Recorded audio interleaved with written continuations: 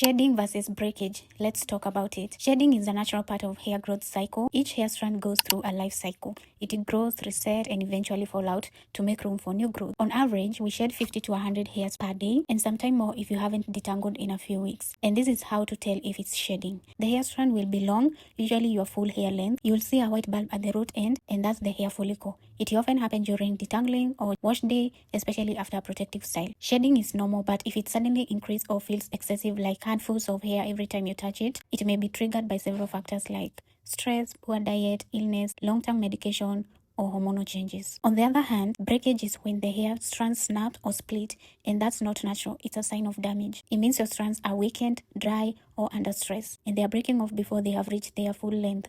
This is one of the biggest reasons people feel like their hair isn't growing.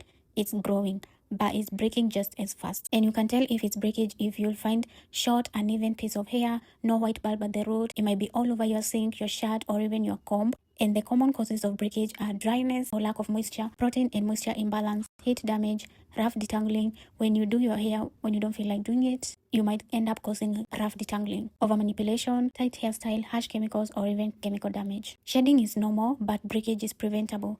Think of it like shedding is part of the hair growth cycle, but breakage is interrupting that cycle. So your goal isn't to stop shedding completely, is to reduce excessive shedding and eliminate unnecessary breakage, so that you can be able to retain the length your scalp is already working hard to grow. And you can achieve this by practicing length retention tips I shared, that is moisturizing hair and keeping it moisturized, deep conditioning at least every wash day, gentle scalp massaging, doing low manipulative protective styles, protecting hair while sleeping with satin bonnet, trim those split ends.